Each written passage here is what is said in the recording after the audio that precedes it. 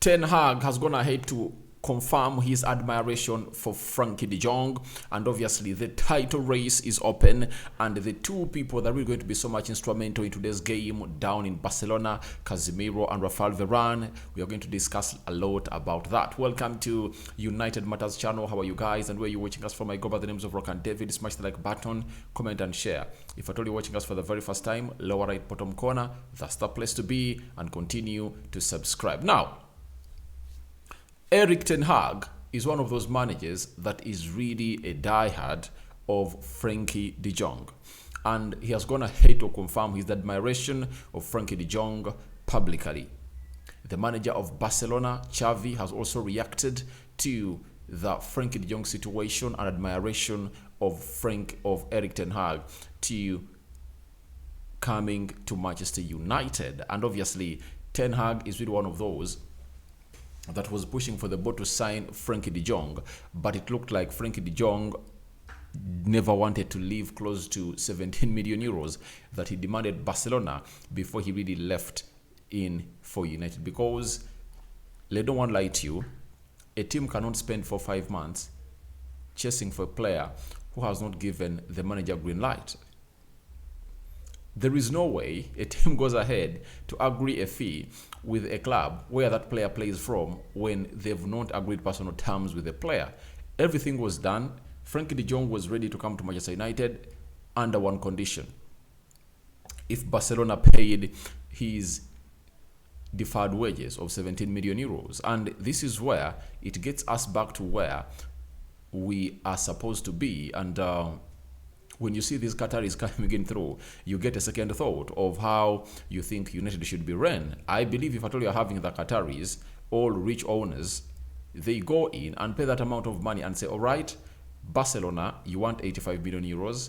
Let us get you 80 million euros. You get? And you're going to pay the money of Frenkie De Jong in his salary. I think that is what an elite club would have done. But I think it was a blessing in disguise. And I think few people mourn. Let me first ask you guys, are there people who still mourn for us not getting Frenkie De Jong? Because in Frenkie De Jong, we had a silver. After missing out on the silver of Frenkie De Jong, we got in a platinum, not even a gold, a platinum spaceman in that midfield under Casemiro. I believe Casemiro is a revelation to that midfield. He has gone ahead to redeem that midfield of Manchester United. That's why you sort of eat that. Every time he's out of the team, we are a little bit shaky. You get? He's really the most important player at Manchester United. You know, to be playing CDM position and scoring those goals and putting in assists, and at the same time combating the attacks of the opponent, that's another game to really talk about. That's another aspect of him to talk about. Now, Erik ten Hag did the following said the following about Frenkie De Jong, that Frenkie De Jong is an incredible player for every club in the world. He will strengthen the squad because he has a unique quality. If you can get him in the squad, your team will be stronger. When you hear that for every club in the world, he will strengthen the squad, you get? He has a unique quality. So, what an admiration for Erik ten Hag, issuing it out or displaying it out in the public that he needed Frenkie De Jong and he's still interested in him. The statement that every club in the world would be strengthened with the unique qualities of Frenkie De Jong is enough to show you how much Erik ten Hag has admired this player for so long. And he said if you can get him in the squad, your team will be stronger. So he was like saying, if United can get Frenkie De Jong into their squad, our team is going to be stronger. And if you ask me, is that a statement that Ten Hag puts out right?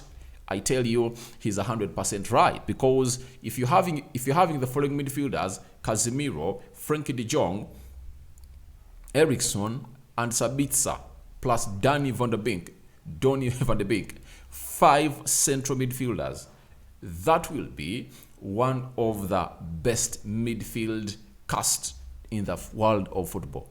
That's it. You get?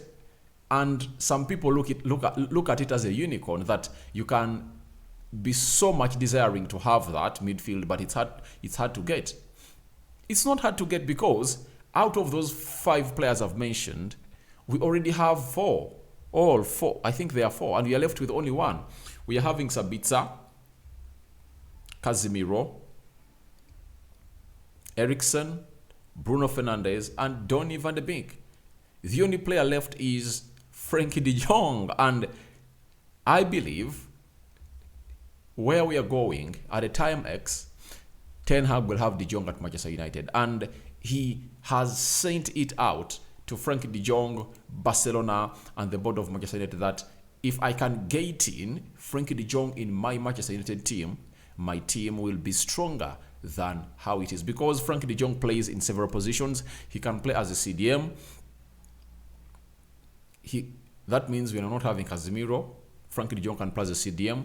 He can play next to Casemiro.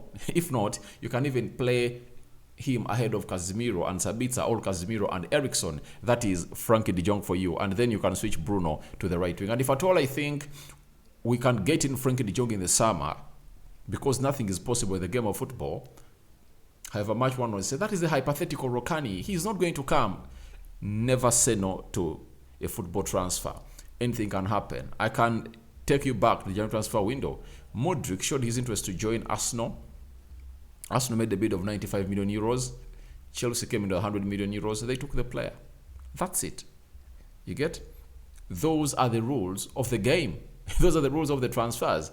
And you get Frenkie De Jong in Manchester United. That means Bruno might find himself playing most of his games on the right wing, because integrating into all those players, it's really hard. But with Casemiro 30, Eriksen 30, I think some rotations would be made in the midfield. So that's what Erik ten Hag really said. And now the manager of Barcelona, that is Xavi, said the following about Manchester United's interest to sign Frenkie De Jong. He said he was very clear with me. He wanted to stay, so there was not a doubt. I'm very happy with his performances, with his leadership.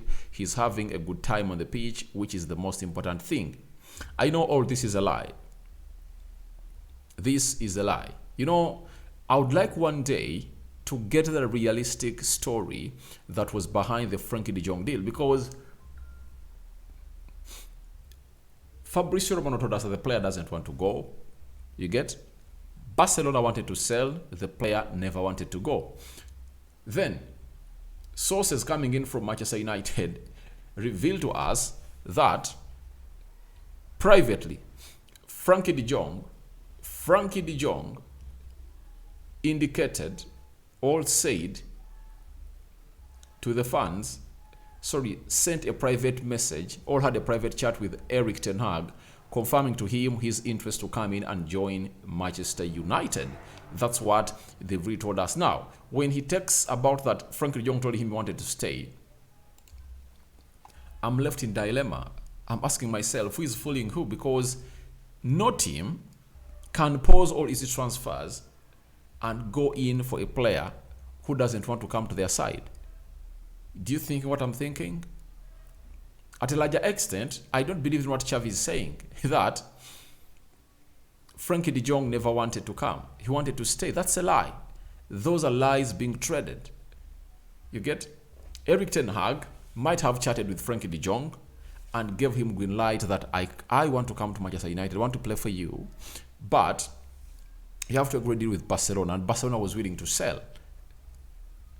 Till now, I'm trying to figure out this Xavi story that Frenkie De Jong wanted to stay and never wanted to go. I see that as a lie. And that lie won't stay for long. We'll soon get the truth. We will soon get the truth. According to me, we will soon get the truth. So today, United is playing Barcelona. Frenkie De Jong is going to face Erik ten Hag. The midfield of Casemiro and Freddy Rodriguez is really going to be facing Frank Kessie, Frenkie De Jong, and is it Gavi? So that is it for Ten Hag's admiration. And now let's go to the title race open again. Now, yesterday night, Arsenal was beaten by Man City by 3-1, and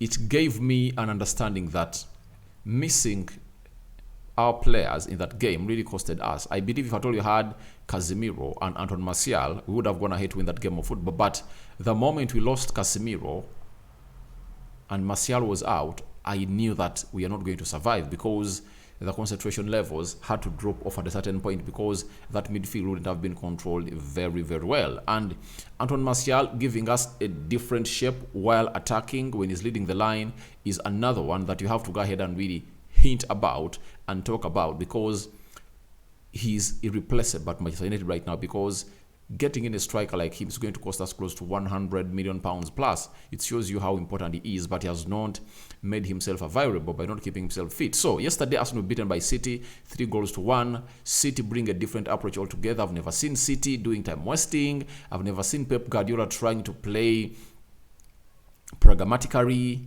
especially in the first half. The second half, he comes in through, he tells them, let's press them and capitalize on our moments. And in my history, ever since I've seen Pep Guardiola, I've never seen his side complete the entire game with a possession of just 36%. That has never been heard of, and it was heard of yesterday. And I think he has gotten to learn that sometimes you need to win ugly. And yesterday he won ugly. That's it. He won ugly. 3 Arsenal players gave the ball away cheaply, all easily, and obviously they gifted City the goals. And if at all you gift those balls easily like that to players with the quality of that of City, obviously you have to be punished. Now, how does the Premier League table stand? The Premier League table has United seated third with 46 points.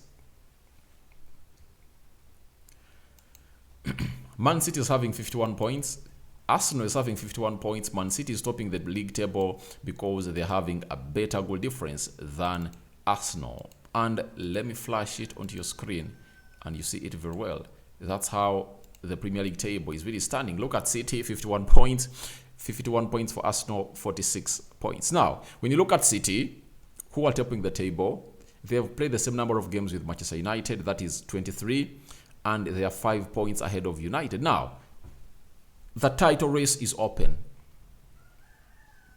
We are left with 16 games to, I think 15 games to play. City is left with 15 games to play. City has a record that they can go all out and win all those games. That's it.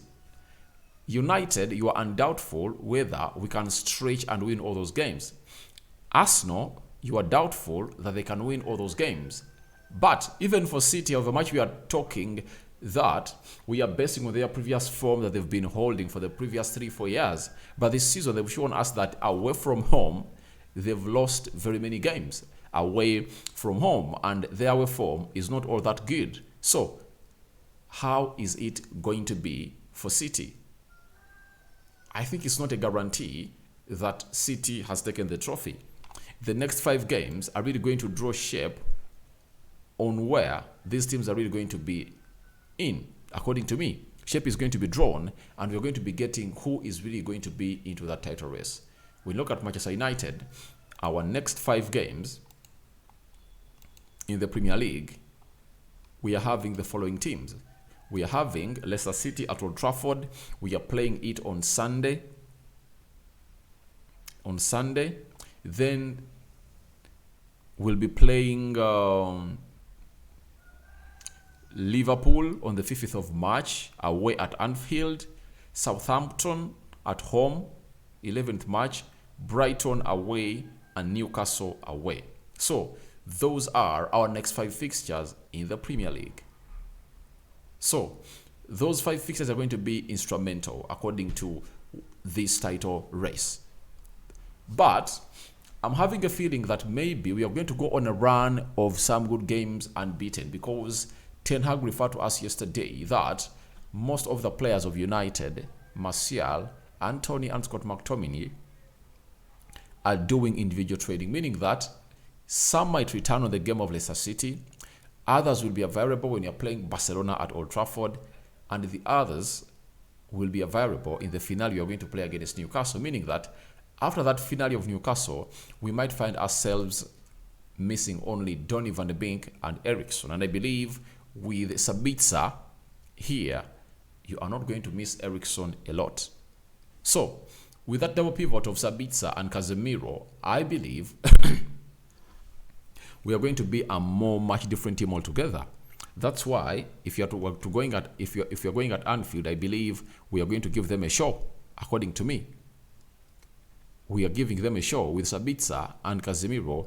That midfield is really so elite to be outfought, not to give us a result of winning.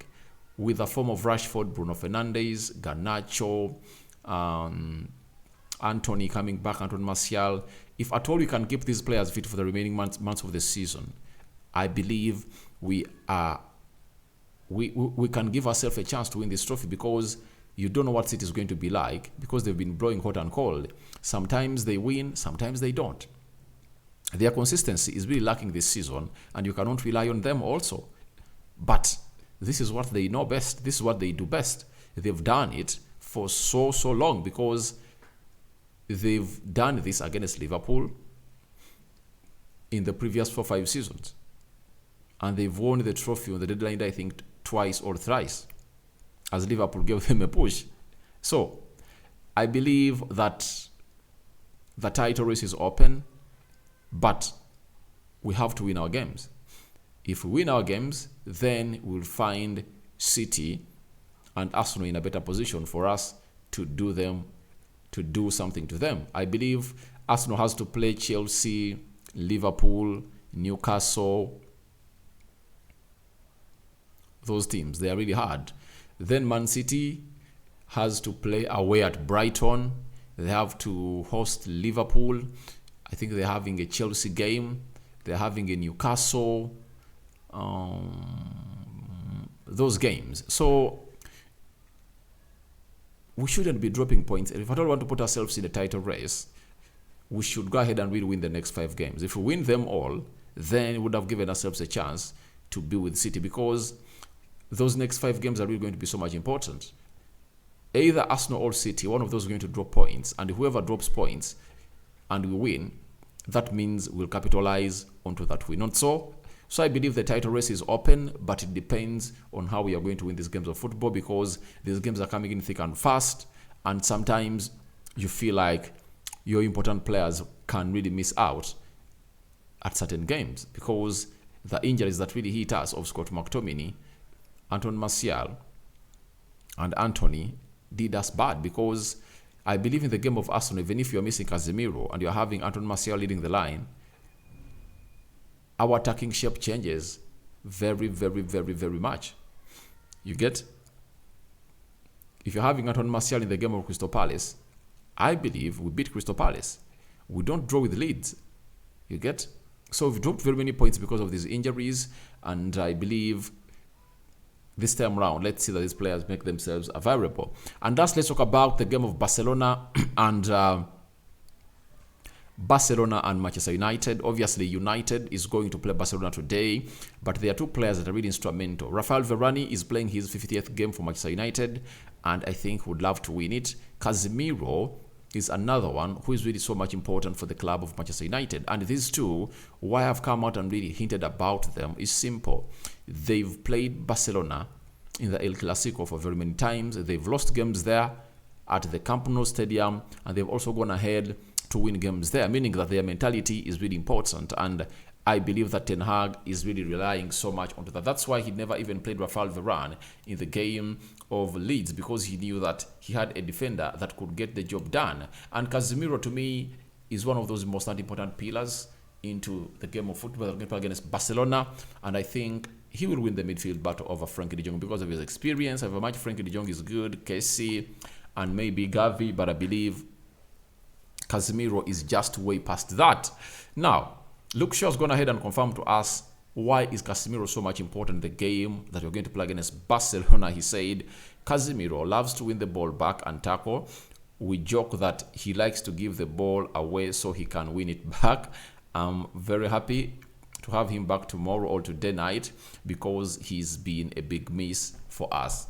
Obviously, has been a big miss, and it shows you how good he is, that he loves to win the ball and tackle. So he's a very good player that has really gone ahead to transfer Manchester United. So your thoughts on Ten Hag publicly admitting his love for Frenkie De Jong?